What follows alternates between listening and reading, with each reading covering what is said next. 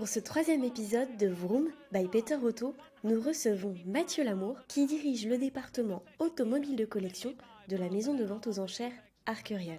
Chez Arcurial Motorcars, Mathieu et ses équipes ont pour mission de rechercher et documenter des trésors automobiles avant de les faire passer sous le marteau du commissaire-priseur le plus rapide, j'ai nommé Maître Hervé Poulain.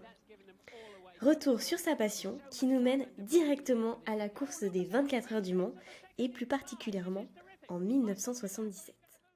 Bonjour Mathieu. Bonjour Dorian. Bienvenue dans Vroom by Peter Auto. Alors est-ce que tu peux te présenter et nous dire en quoi consiste ton métier ?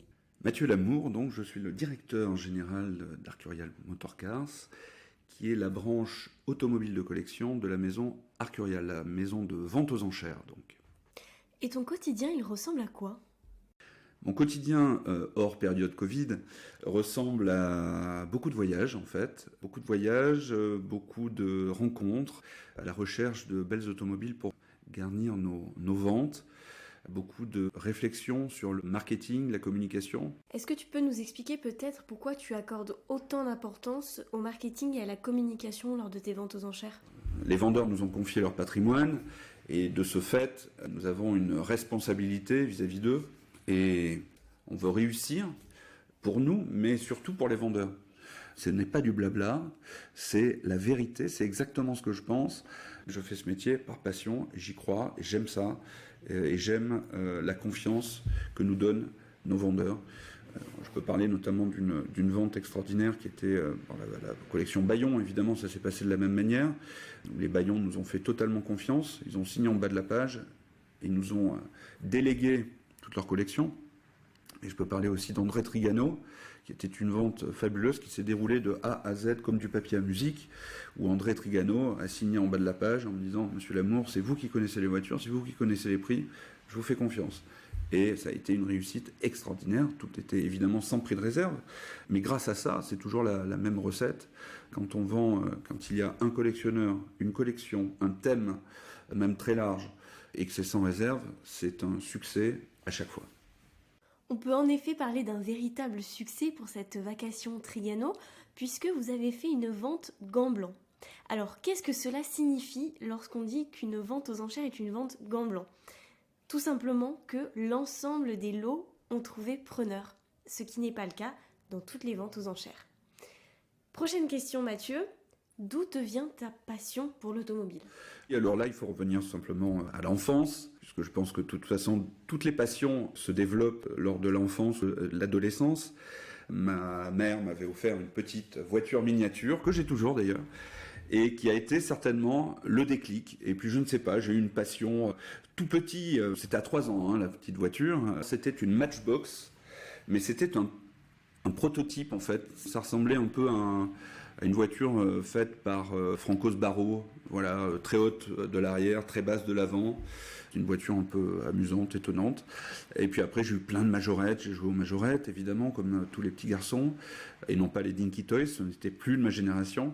Bien que j'aime ça aujourd'hui, les Dinky Toys, c'est très joli, très bien fait. Puis ensuite, très vite est arrivé, s'est développé cette passion. Mon père m'avait abonné à Automobile Classique à l'âge de 8 ans. Et donc je lisais. J'ai retrouvé d'ailleurs toute ma collection de l'époque. Et il y avait des articles sur un certain Hervé Poulain. Et il y avait des articles sur tous les gens qui, finalement, que j'ai rencontrés aujourd'hui, que je rencontre au quotidien dans mon métier. Donc la vie est étonnante et la vie est toujours faite, en tout cas la mienne, de nombreux ricochets. Alors, en parlant de ça, on va passer à la prochaine question qui justement met en lumière l'un de ces ricochets. Est-ce que tu peux nous dire quelle est la course automobile qui t'a le plus marqué ? Le Mans. Les 24 heures du Mans, pas spécialement une année. Je vais parler simplement, à l'âge de 8 ans, il y avait un musée à Saint-Céré, d'un monsieur Souillac. Et un jour, toutes les classes de la ville passaient par ce musée pour apprendre le patrimoine, l'art, l'automobile, l'histoire de l'automobile. Et dans ce musée, il y avait, lors de cette visite, une Porsche 935, compétition client, avec 2 noms sur la voiture. Pierre Destic, qui était le maire de la ville, donc voilà l'explication de sa présence dans ce musée, et un certain Hervé Poulain. Cette Porsche était très impressionnante, et puis comme j'étais abonné à Automobile Classique, j'ai fait des recherches sur la Porsche, etc. Et j'ai trouvé que Hervé Poulain avait fait en 77 ou 18, je ne me rappelle plus, cette fameuse course des 24 heures du Mans. Et c'est là que je me suis intéressé à la course. Et les hardcars, évidemment, ça a été un coup magistral d'Hervé Poulain qui a su faire communier l'art et l'automobile. Il a été le premier à le faire, il a été le premier à organiser des ventes aux enchères de voitures de collection en France, en 1973, première vente. D'ailleurs, je lui souhaite un bon anniversaire, il vient d'avoir ses 80 ans. Et puis ensuite, il a eu l'idée, lorsqu'il était jeune commissaire-priseur, d'aller voir BMW, qui ne participait pas aux 24 heures du Mans à l'époque, en disant, écoutez, j'ai une idée, moi j'ai un artiste qui s'appelle Calder, il peut décorer une voiture. Ce serait un coup de pub extraordinaire pour BMW. Et à l'époque, BMW a répondu bingo, on y va. Et puis, chaque année, finalement, ils ont renouvelé l'expérience. Et évidemment, cette idée, c'était contre un volant aux 24 heures du Mans. Donc, il a participé 11 fois, en définitive, aux 24 heures du Mans, dans des BMW décorés par donc Calder, Warhol, Liechtenstein, Frank Stella, et j'en passe. Donc c'est Wolinski ensuite, beaucoup plus tard. Ce n'était pas d'ailleurs une BMW, c'était une Porsche. Wolinski, son grand ami. Voilà, donc ça a été la course a rythmé sa vie. D'ailleurs, il était surnommé le commissaire-priseur le plus rapide. La course automobile fait donc partie intégrante de la vie et la carrière de ton mentor Hervé Poulain, mais de ton côté, qu'est-ce que ça représente ? La course en elle-même, je l'aime, en fait, quand on s'assoit dans le baquet et qu'on prend la piste. En fait, j'aime rouler. Donc, évidemment, j'aime contempler une course, mais je ne suis pas un fanatique de la contemplation. J'aime être actif dans une course. C'est ça qui est sympa, c'est ça qui me plaît vraiment. Évidemment, je ne suis pas un pilote, mais on peut se rêver pilote. Souvent, le rêve des petits garçons, certains veulent être pilote de chasse, pilote d'automobile. Je n'ai jamais rêvé spécialement d'être pilote, mais le fait de faire ce métier m'a ouvert certaines portes et m'a ouvert des opportunités que j'ai saisies pour piloter. Et ça, piloter, je dois dire que c'est vraiment un plaisir absolu. On oublie tout. Tous les soucis passent derrière et on regarde devant. Et voilà ce que j'aime. En fait, c'est assez symbolique finalement de la vie et de mon caractère. Je regarde devant et je regarde pas tellement le passé. Et est-ce que toi, à titre personnel, tu le pratiques ce sport ? Alors, on ne peut pas dire que je pratique vraiment le sport automobile. D'abord, je ne suis pas un grand sportif, je l'avoue. Je m'y suis mis peut-être à l'âge de 40 ans, oui, prenant conscience du poids des années. Le sport automobile, je le pratique de manière trop rare dans l'année, parce qu'effectivement, oui, la vente aux enchères du Mans Classique, par exemple, m'empêche de participer au Mans Classique. Pourtant, j'adorerais participer au Mans Classique, mais une vente est trop prenante, non seulement la préparation de la vente, et le déroulement en lui-même de la vente prend énormément de temps, donc je ne peux pas participer au Mans Classique. C'est malheureux, mais c'est comme ça. Le reste de l'année, il m'arrive, avec Pierre notamment, parce qu'à chaque fois que je fais des courses, c'est souvent avec Pierre Novikov, donc mon frère professionnel, avec qui je travaille depuis 15 ans.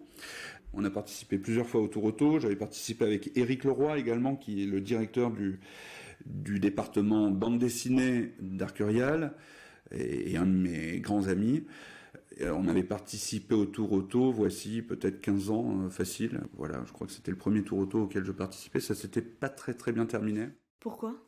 Nous étions dans une Lotus 7 qui était extrêmement légère, avec un moteur très puissant de 200 chevaux. Je pense que la voiture pesait 400 kg. Et cette voiture n'avait pas d'autobloquant. Donc j'ai accéléré, sauf que évidemment au bout de la ligne droite, il y avait un virage que j'avais mal mesuré. Et on est parti dans les décors complets.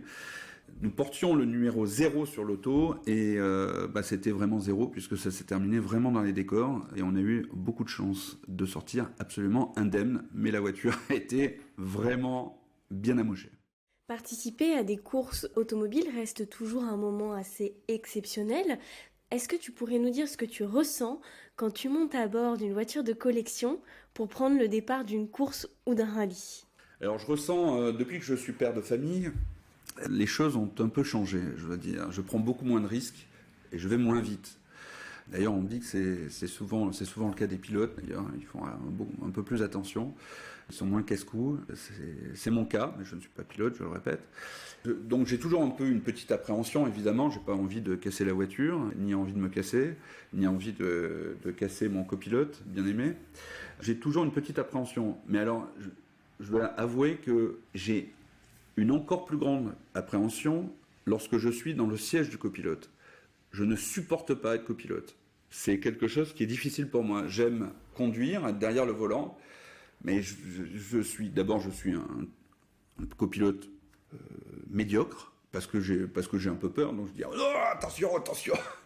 Enfin bon, avec Pierre, franchement, quand on fait le tour auto, on le fait pas vraiment sérieusement. On suit pas vraiment on suit le roadbook, mais on suit pas vraiment. Quand on l'a fait en régularité, on n'a pas du tout été régulier et voilà, en compétition. De toute façon, c'est simple, il faut aller vite. Donc on essayait d'aller vite. Mais quand c'était Pierre au volant, franchement, ça me plaisait pas du tout. Bien qu'il conduise bien. Dans ta vie professionnelle, tu as un binôme, Pierre Novikov. Est-ce que lorsque vous partez tous les deux sur un rallye ou une course automobile, il joue le rôle de copilote ou cela te revient malgré le fait que tu détestes ça? Alors on peut pas dire que Pierre est le copilote. En fait, on échange le volant. Parfois, c'est lui qui fait un circuit. Parfois, c'est moi qui fais une spécial. Donc voilà, Pierre d'ailleurs participe beaucoup plus à des courses que moi. Il fait le Tour de Corse chaque année avec un vrai copilote. C'est lui qui pilote et il pilote plutôt très bien d'ailleurs. Il a tellement fait de progrès que la première fois que je suis monté après un Tour de Corse avec Pierre, j'ai eu très très peur pendant une spéciale. Je passais mon temps à hurler dans le micro. Donc l'importance du copilote, c'est que le copilote ait totalement confiance en son pilote et le pilote ait totalement confiance en son copilote. Voilà, ça va être mutuel, une confiance mutuelle. Et je pense que c'est à peu près pareil dans la vie. On est avec Pierre, pilote et copilote, ou tous les deux pilotes, enfin, dans notre métier en tout cas. Et justement, cette confiance est inébranlable et irréversible. Donc, c'est ça qui est très important. Dans une équipe, quand on travaille, dans le boulot, c'est la confiance qui prime. Sans cette confiance-là, ça marche pas. Il y a un truc qui va pas à un moment donné. Dans le rallye, c'est exactement la même chose. Ce travail d'équipe et cette cohérence qu'il y a entre Pierre et toi se ressent notamment pendant les ventes. Justement, chez Arcurial Motorcars, vous avez cette particularité à réussir à animer vos vacations. On pense notamment à celle de Rétromobile, pendant laquelle les voitures défilent sur scène.